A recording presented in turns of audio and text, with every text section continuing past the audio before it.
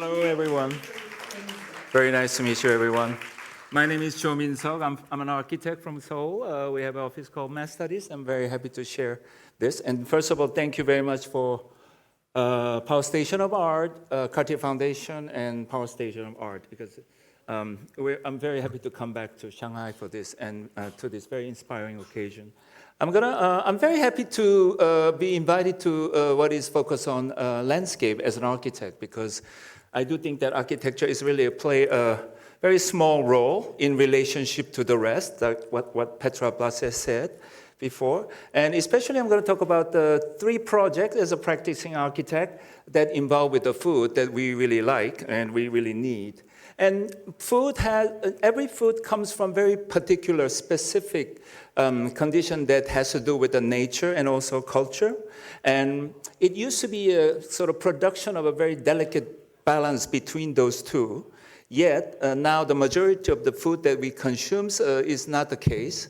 And we've been involved for 2 particular things that has quite desirable kind of condition they cultivated. So.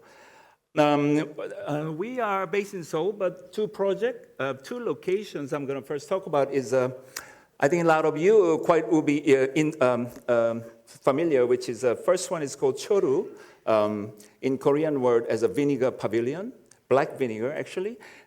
And this is in the southern tip of Korean peninsula, which is Jeolla region, named Boseong. And it was really, it's kind of hard to get there, but South Korea is a small country, but it takes about 4 hours to get there. And it's in this beautiful lake by this beautiful valley. And this is the image that, not a postcard, but we took this picture also.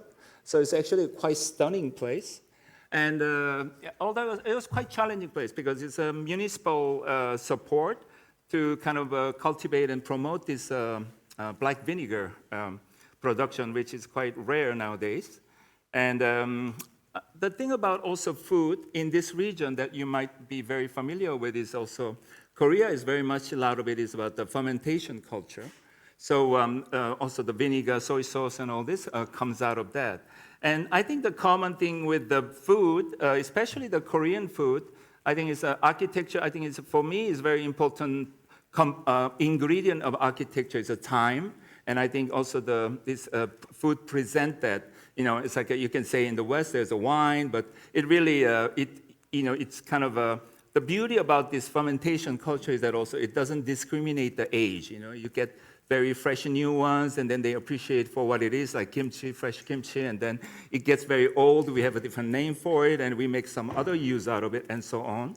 So this is the kind of a typical old domestic house, the backyard. We have lots of these inherit from your grandmothers and so on, all this agrarian society. And these are actually quickly disappearing because it's just massive food production for masses. There's a good side to it. But however, this place when we went, there was already about 2,000 clay pots. And that is, in a way, it's a landscape created by one person actually. The national intangible treasure, and this is what it looks like. So we are asked to do this small pavilion to experience this vinegar, and this is actually open territory, and that is meaning that is actually there are a lot of mountain climbers kind of go through that, and there's also archaeological site, and not so far from there. So we kind of choose a site that is very discreet, not very visible. And what we did at the very beginning was actually we wanted to kind of coexist in a delicate way with the forest behind this clayscape, maybe we call it. So this is how it sort of appears slowly. And it has this kind of a Miesian sort of look to it with the quite vernacular element, let's say. And this area, this territory has this beautiful trees like maple and bamboo, and the trails that is quite stunning. So it's actually this building also it has its sloping terrain. So the roof is also passage that you can sort of enter with the cedar trees. And this is our very generous client who's from there. And the building really engages in a kind of a very, almost like a supporting kind of a character of this stunning territory. And there's some, I mean, because the teapots, those clay pots you can't really access because there's a food production going on with the lake water and also black rice and enzyme and long time and so on.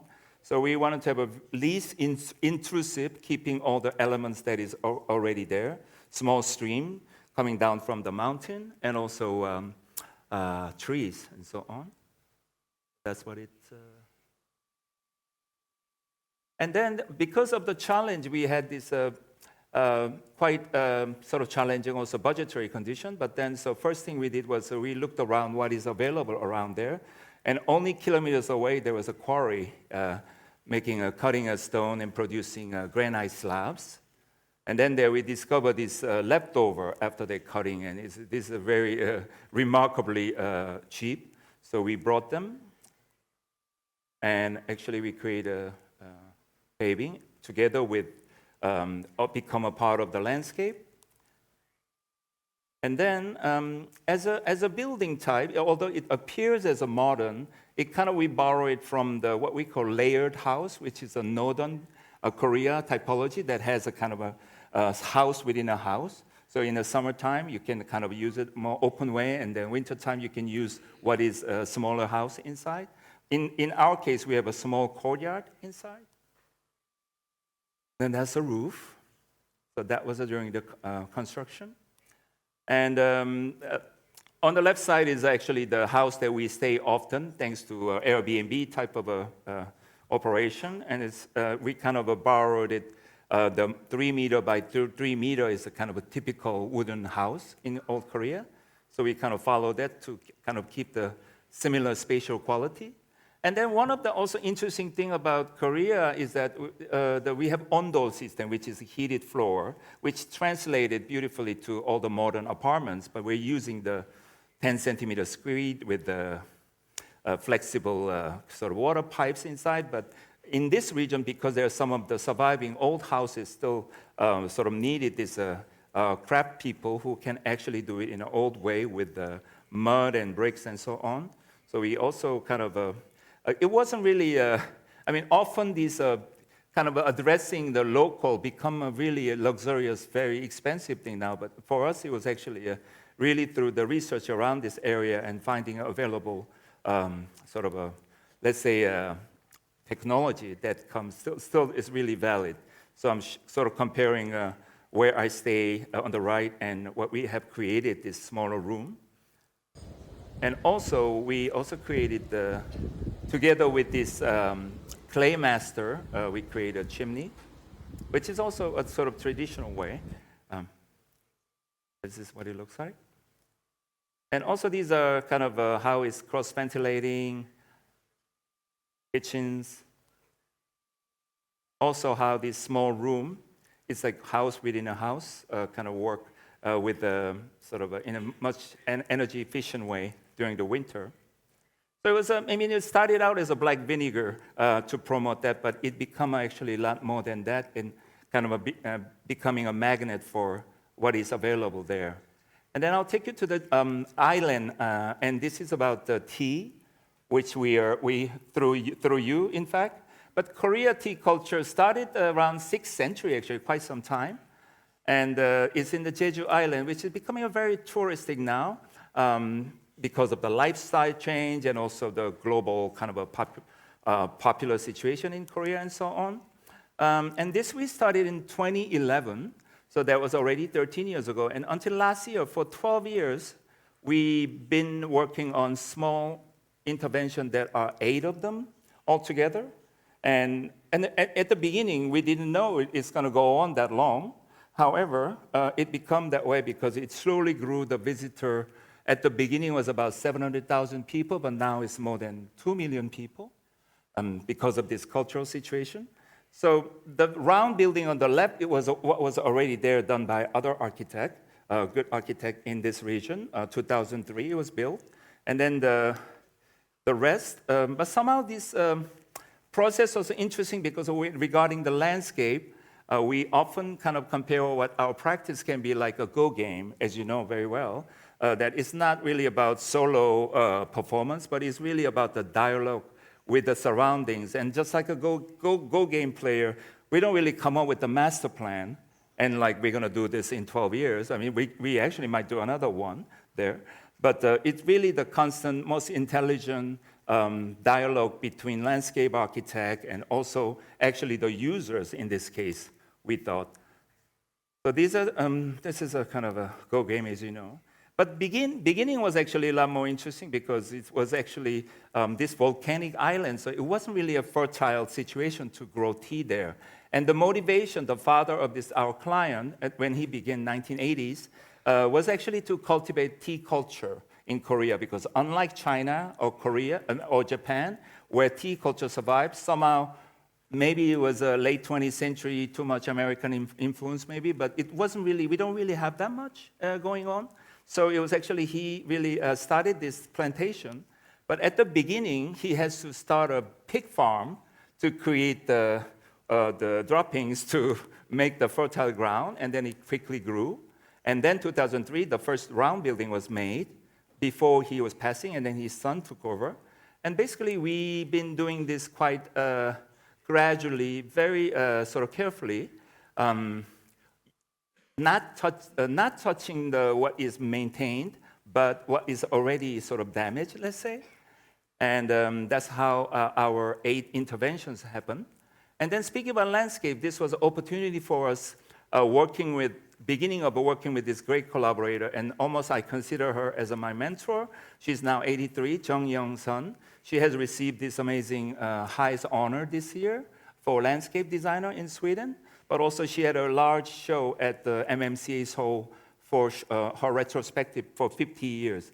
Basically, her role has been last 50 years. Also, the movie came out, so I recommend you to see it if this is available. Poetry on Land, that was the title of the movie. And her role was actually undoing a lot of things and recovering the natural landscape also with the extensive knowledge of, let's say, the plants, local plants, also brought outside and localized, but also in such a poetic way. So, because she's also a very literary person.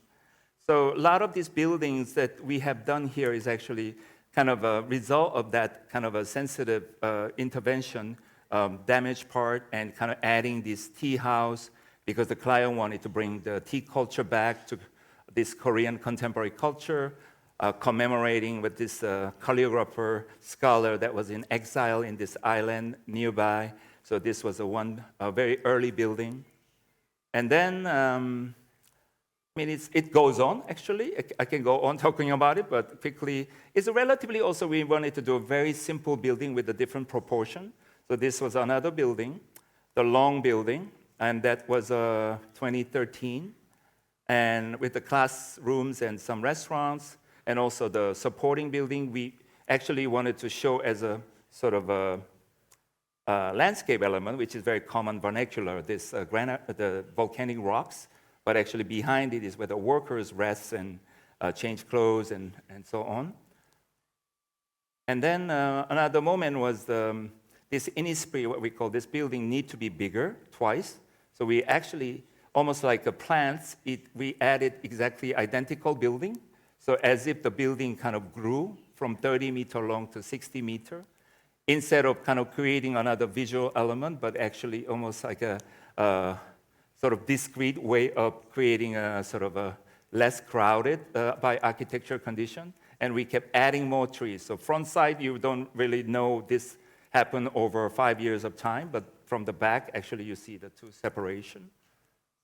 And we play with the structure that have with the beams that are different intervals and have a different qualities, and so on. And also, this was actually a really great way to engage with the local craft discovering and learning experience. Like also this, I talked about this collective sort of a collaboration. Often the later phase was naturally people like certain spots to sit around and have and then they start to put the table and parasols. But then maybe that could be the next location for extension. So this was before and after I show here.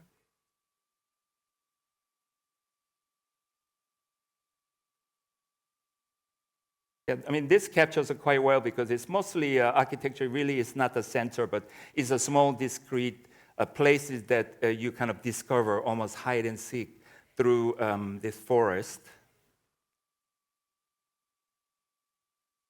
Yeah, it goes on, that's more recent. And finally, last year, we did this old building, was quite old and overused, so it was had also environmental issues, like it used to be a not proper sustainability standard and so on, so we had to redo. And this is her sketch and the center. Yeah, it's open to everyone, so it's getting more popular place, but we actually kind of grew in a very organic way. So, and lastly, this was sort of I think we did it 10 years ago. It was a time lapse of this almost two identical space, but one is now 60 meters long, the other one is 22 meters. The tea ceremony place where you spend 1 hour there, but it was just a time lapse. Two buildings facing each other, having this sort of ecological entity that is called Gotjawal forest, and how the light changes and how sort of atmospheric sort of a condition varies in this relatively simpler structure. Lastly, it's related, same tea mission, same company, and they have two big tea plantation. And this one is actually more about the production. And it's very rare to have this tea plantation farming also same time all the way to the creating a product, because now this modern world, this tea brand name, and then they really buy out other plantations, bring their raw ingredients, but they've been doing it quite stubbornly. In 2006, they started the 100% organic way. So also there's no chemicals involved. And this is mostly for the tea production. Factories. So we're asked to design a factory because one of their long wishes has been the packaging has to go to the mainland, all the roasting and blending. But finally, they had a means to actually create a larger factory that contains the entire process there. So it's also creating a local sort of a labor could be utilized better. So we had a very good canvas to work with, but also it was kind of a very different from the other plantation, which is also a lot of tourism happens surrounded by a huge plantation. This one had this volcanic mountains, 2,000 meter high peak, and also you can also confront ocean same time. So we choose the right location for that, for this kind of an epic dialogue with the landscape. So you can see 3 kilometers away, you can see the ocean far away. And the building is actually a long building, 165 meter long, so it's quite monumental. Yet, when you enter, it actually appears as a one-story, 40 meter, because it's shorter side, with a long passage. And the back side is, of course, very utilitarian, 2 canopies for all the raw ingredients come in, and then the other canopy, you have this final product, beautifully packaged product comes out in a box. But also we wanted to have some sort of a visitor experience. Since it's a food production, we can't really have people to go in. So basically we had this we're allowed to create a window. Typically also the factories don't have a window, ones that they had, but they're quite happy now they have these views. But then the visitors can go through 12 different views, and they can look into another landscape, which is very Fordian, sort of efficient, sort of a factory process, where sometimes you can smell outside. We're using the ventilation system. So actually, that's one of the sort of, so it has this kind of really artificial inside, almost like a space ship or something, and then with these uniforms, and then it has quite engaging sort of outside with this red ochre, which is also quite common. Basically, the Jeju Island has this kind of gradation of a gray and red stones. And this, we would need 200,000 bricks. So we thought this would be an opportunity to create some variations. So we made 9 different variations. The ranges from like really red to gray. And then we kind of create, because that's how you also experience the landscape. So each structure module, we kind of counted and what goes where. Of course, you don't have to do exactly the same, but also the brick workers were quite happy to do something like almost like a color by numbers, but nobody tell you something has done wrong or right, but so it's quite engaged. And that goes up. As you go up, it becomes more like a earthy concrete, maybe color. But then sometimes it blends in with the interior space, which has to be clean. So those are the poured, sort of glossy floors. Sometimes it gets quite gray, sometimes it gets red. So it's a one building, but changes kind of throughout. And this was quite interesting sort of idea how you have this landscape experience. The right one is the 12 years we kind of, almost like a knitting. It's kind of, we put one stone, and like also Go Game, you create this kind of a complex relationships to the landscape, narrow paths and wide paths, and sometimes you stop, sometimes you pass through. And I was basically telling Chung Young-sun, our landscape designer, basically we put a roof over what she has done, basically inside and outside. It's kind of continuous. The other one is quite clear separation and in kind of a modern way, with the much directly engaged with the production. And that's sort of a long stretch where it appears sometimes quite monumental. And this is maybe more humble, intimate appearance. And these things, I think I think architecture plays, a smaller part from, it's not really the goal per se, but it's really, I think it's quite rewarding experience to nurture something that is both directly deals with the nature, but also the specific culture that through kind of singularity of each given sort of opportunity. So I'm very happy to share this with you. Thank you very much.